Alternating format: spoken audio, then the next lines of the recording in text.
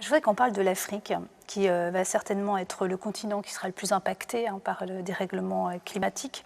Récemment, vous avez dit qu'il faut faire plus, il faut faire davantage pour ce continent africain. Comment on explique, en fait, à l'Afrique, aux pays en voie de développement, mais aussi aux émergents, que finalement le monde occidental s'est développé avec les énergies fossiles et qu'aujourd'hui, il va falloir qu'il se développe sans ces énergies fossiles? Bon, premièrement, en démontrant qu'ils peuvent avoir un processus de développement plus vert avec des bénéfices économiques en plus. C'est-à-dire, on ne va pas leur demander le sacrifice de leur développement, on va leur dire il y a un développement vert qui, pour vous-même, pourra être mieux que le développement traditionnel. On peut brûler des étapes. Mais deuxièmement, il faut de la solidarité vis-à-vis de ces pays. Il faut les appuyer aussi du point de vue de l'adaptation. Quoi qu'il arrive, l'Afrique est déjà en train de souffrir les effets des changements climatiques, par la sécheresse ou par les tempêtes.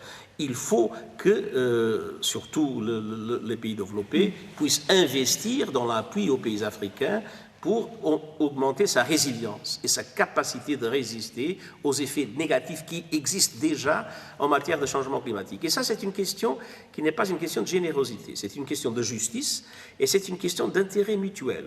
Si on voit le Sahel, le drame du Sahel se traduit par des centaines de milliers de personnes qui essaient de venir vers l'Europe, ce qui beaucoup de pays européens ne veulent pas. Et je ne vais pas entrer dans ce débat.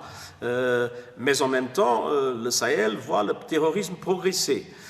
Et une des raisons qui favorise et la délocalisation des gens et la progression du terrorisme est la désertification accélérée par le changement climatique. Alors, lutter contre le changement climatique, c'est aussi lutter pour garantir moins de mouvements de population et pour garantir plus de sécurité qui finalement nous bénéficie à nous tous. Aujourd'hui, comme vous le savez, le terrorisme est un phénomène universel. On ne peut pas dire qu'il y a un terrorisme dans un coin, il n'y a pas dans les autres. Non, le terrorisme est universel. Lutter contre le terrorisme au Sahel et lutter contre le terrorisme en Europe. Et éviter le changement climatique, ça réduit les chances du terrorisme au Sahel et ça réduit les chances du terrorisme partout dans le monde.